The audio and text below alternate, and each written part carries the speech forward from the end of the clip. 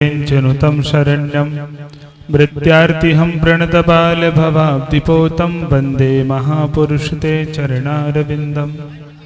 ब्रह्मा गुरुर्विष्णु गुरुर्देवो महेश्वरः गुरुसाक्षात् परब्रह्म तस्मै श्री गुरवे नमः। आप सभी एक बार मेरे साथ दोनों हाथ उठा करके जयकारा लगाएं। बोले श्री बालकदास जी महाराज की, बोले श्री हनुमान जी महाराज की।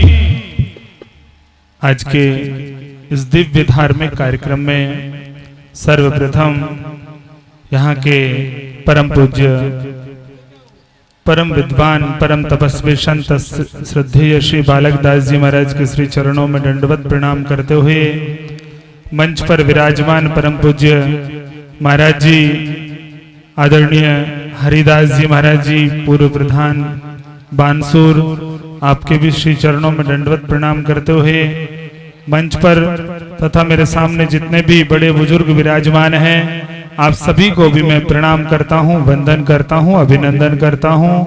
और हमारी जितनी भी भक्तिमती माताएं बहनें आप यहाँ पर विराजमान हैं, आप सभी को भी मैं प्रणाम करता हूं, आपका वंदन करता हूं, अभिनंदन करता हूं।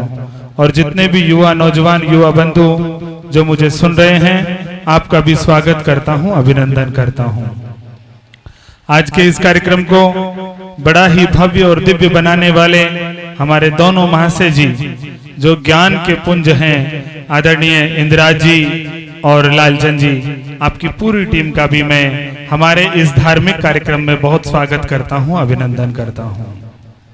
प्रिय बंधुओं, आज का यह दिन हमारे गांव में प्रोग्राम है इसलिए खास है, लेकिन धार्मिक दृष्टि से देखा जाए तो आज के दिन एकादशी है और चैत्र मास के कृष्ण पक्ष की एकादशी पाप मोचनी एकादशी कहलाती है।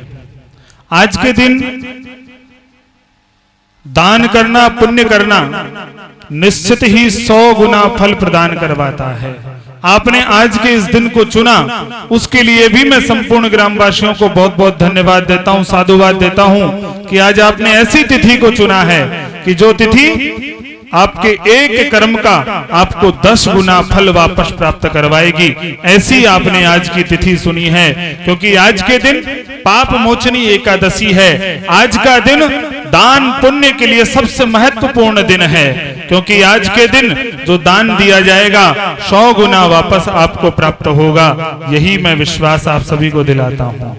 प्रिय बंधुओं, पाप मोचनी एकादशी हमारे समस्त पापों का उद्धार करवाती है। एकादशी का यह दिन, इस दिन आज आप भगवान के सत्संग में यहाँ पर सम्मिलित हुए हैं। इस एकादशी की कथा को भी यदि आप सुनेंगे तो उसमें भी भगवान श्री कृष्ण कहते हैं कि एकादशी के दिन यदि आप कुछ देर भी भगवान के संकीर्तन में बैठेंगे तो संपूर्ण एकादशी का फल आपको प्राप्त हो जाएगा।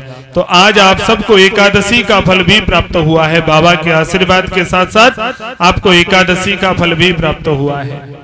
तो निश्चित आप सभी भाग्यशाली हैं कि जो आज आप भगवान के यहाँ बैठे भी हैं, सत्संग भी सुन रहे हैं और एकादशी का फल भी आप सभी को प्राप्त हो रहा है।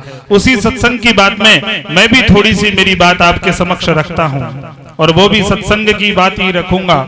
एक बार जब राम जी का रावण से युद्ध हो रहा था और राम और रावण दोनों युद्ध में आमने सामने थे, युद्ध अंतिम चरण में था। राम जी ने लक्ष्मण से कहा कि लक्ष्मण, रावण जितना विद्वान इस संपूर्ण चराचर जगत में कोई नहीं है। तुम जाओ और जाकर के रावण से कुछ न कुछ शिक्षा लेकर के आओ, क्योंकि आने वाले दिनों में रावण की मृत्यु हो जाएगी और उसका जो ज्ञान है वो रावण के साथ में ऐसे कैसे चला जाएगा। लक्ष्मण गए और लक्ष्मण में जाकर के रावण को प्रणाम किया और प्रणाम करके रावण से कहा कि महाराज रावण, मेरे भाई ने मुझे यहाँ पर भेजा है और मैं आपसे ज्ञान प्राप्त करने के लिए आया हूँ। देखिए हमारी संस्कृति कितनी महान थी। अगर हमें हमारे प्रतिद्वंदी से भी, हमें हमारे दुश्मन से भी अगर ज्ञान ग्रहण करने का प्रयास हमें करना चाहिए, हमें उससे भी सीखना चाहिए।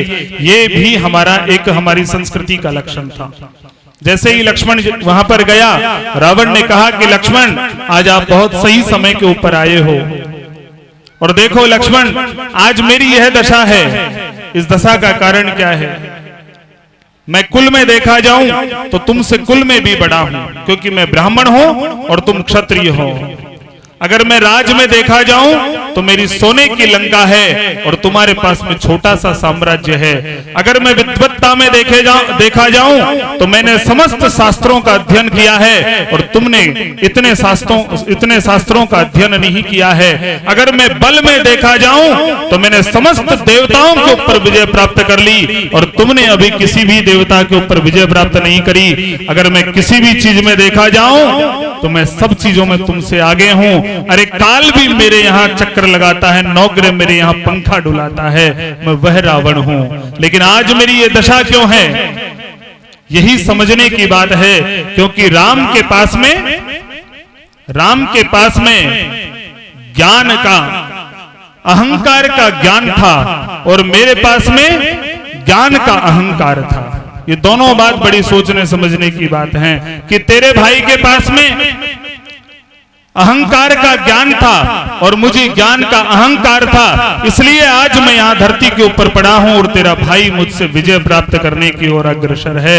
इसलिए बंधुओं, कभी भी आपके पास में जीवन में कुछ भी आए, चाहे धन आए, चाहे पद आए, प्रतिष्ठा आए, लेकिन जीवन में कदापि उसका अहंकार नहीं करना, अन्यथा रावण की तरह समूल नष्ट हो जाएगा।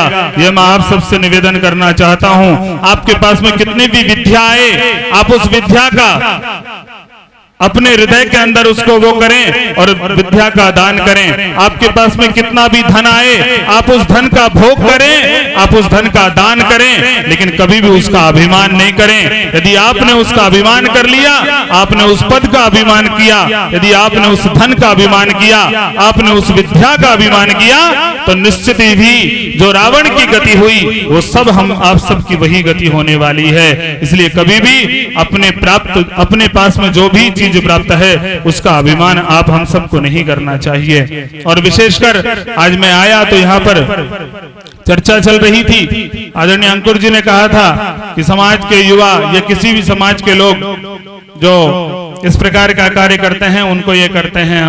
मैं तो यही कहूंगा समाज के युवाओं से या अन्य जितने भी सभी जो मुझे सुन रहे हैं, ऐसा कोई कर्तव्य करो ही मत कि जिसकी वजह से आपका ये हश्ल हो। ऐसा कोई कार्य मत करो कि जिसकी वजह से आपको इस प्रकार की कोई सजा मिले, क्योंकि अगर आप ऐसा कर्तव्य करोगे तो निश्चित ही आपका यही हश्र होगा। इसमें आपको कोई भी कतई किसी भी प्रकार का कोई आपको बचाने वाला नहीं आएगा। आप सच्चे रास्ते के ऊपर चलो, आप अच्छे रास्ते के ऊपर चलो, क्योंकि आज का दिन नौजवानों का दिन है। आज अगर आप सब लोग सही दिशा के अंदर बढ़ेंगे तो ये बड़े बुजुर्ग आप सबको आशीर्वाद देंगे। आप इतिहास लिख सकते हैं, क्योंकि सुंदरकांड में कहा गया है, सुंदरकांड की प्रथम पंक्ति है पीटीआई जी, जामवंत के वचन सुनहाए सुनि हनुमंत हृदय अति भाए। जामवंत के वचन सुहाए सुनि हनुमंत हृदय अति भाए। यह आज के युग के लिए बहुत बड़ी एक सुंदर लकीर है। आप इसके ऊपर चल सकते हैं। जामवंत जी महाराज कौन थे?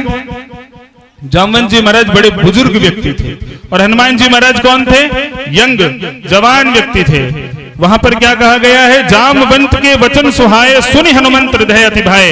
यानी हमारे बुजुर्गों के तो वचन हो और कार्य करने के लिए हम सब युवा आगे खड़े रहें, तब जाकर के समाज और संपूर्ण राष्ट्र का भला हो सकता है।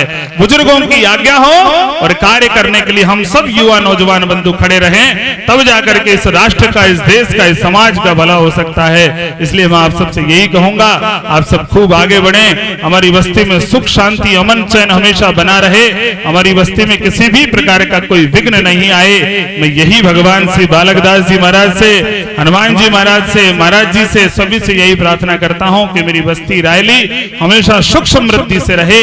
आप सब ने मुझे सुना, अगर मेरे शब्दों में किसी भी प्रकार की कोई त्रुटि रही हो तो मैं बालक हूं, आप मुझे क्षमा करें। और पुनः मैं माताओं को विशेष रूप से धन्यवाद देता हूं जिन्होंने एकादशी के दिन अपनी शुभ कमाई में से, अपनी जेब की कमाई में से इतना बड़ा दान दिया है। आप सबको मैं पुनः धन्यवाद देता हूं। बहुत बहुत धन्यवाद। आप सबने सुना। जय जय सीताराम। बोले श्री हनुमान जी महाराज की जय।